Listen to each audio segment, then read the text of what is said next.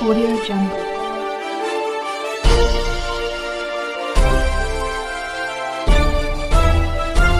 Audio Jungle. कल्याण के मनेरे गांव जोशीपाड़ा निवासी रघुनाथ दामा जोशी के घर में सुबह करीब 4 बजे आग लग गई। घर का सारा सामान जल गया। घर में सो रहे 27 लोग बाल बाल बच गए। ईश्वर की कृपा से कोई हताहत नहीं हुआ।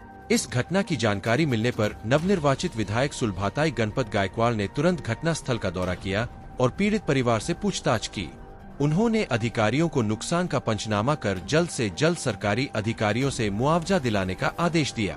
माननीय विधायक श्रीमती सुलभाताई गायकवाड़ ने पीड़ित परिवार को आश्वासन दिया कि जोशी परिवार को इस दुखद घटना से उबरने के लिए हर आवश्यक सहायता प्रदान करूंगी। इस अवसर पर मनेरे गांव के विजेता जोशी एवं स्थानीय ग्रामीण उपस्थित। मानेरे गावात इथे चारच्या आधीच म्हणजे पहाटे आग लागलेली होती आणि ते सर्वजण झोपलेले होते। झोपेमध्ये त्यांना काही समजलं नाही। अचानक एक मुलगा उठला त्यांचा आणि तेव्हा त्यांना समजलं त्या आग लागली म्हणून त्यांनी सर्व पळापळ चालू झाली आणि लाकडाचं असल्यामुळे पटकन पेट धरलं तिथे। लहान लहान मुलं होती आणि घरात मोठं कुटुंब आहे इथे। त्यांना कोणतीही जीवितहानी झाली नाही। हे ईश्वर चरणी म्हणजे एक हेच आहे की लहान मुलांना सुद्धा काही धक्का लागलेला नाहीये आणि आता पंचनामा झालेला आहे पूर्ण। ते लवकरात लवकर आम्ही त्यांना जी काही प्रोसिजर आहे ती पूर्ण करून लवकरात लवकर त्यांना मदत करायचा प्रयत्न करू ना। आमच्या इथे पण जे काही होईल तेही आम्ही त्यांना मदत करू। इथे जी घटना घडली आहे त्याचं पूर्ण पाहणी करायला नवनिर्वाचित आमदार सन्माननीय सुलभाताई गायकवाड इथे आल्या। आज या कुटुंबाला भेट दिली।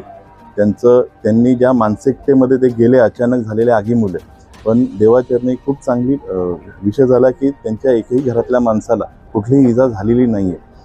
आज सुलभाताईंनी त्यांना आश्वासित केलं आहे की तुम्ही खचून जाऊ नका, तुमच्याबरोबरला मी आहे। आणि त्याचबरोबरला आज मी त्यांना सुलभाताईंच्या समोरच सांगू इच्छितो की मानेरे गावचे सर्व ग्रामस्थ ही आज त्यांच्याबरोबरला आहेत। ताईंनी असताना आश्वासित केलं आहे की तुम्ही आधी घराचं पूर्ण सफाई करून घ्या आणि जे काही त्याला पुन्हा उभं करण्यासाठी जी काही यथाशक्ती मदत लागेल ती सर्व सुलभाताईंकडनं होईल आणि ते पूर्णपणे केला जाईल। हा घर आधीसारखा पुन्हा उभा केला जाईल। त्याच्यासाठी जे काही लागेल ते त्यांच्याकडनं केलं जाईल।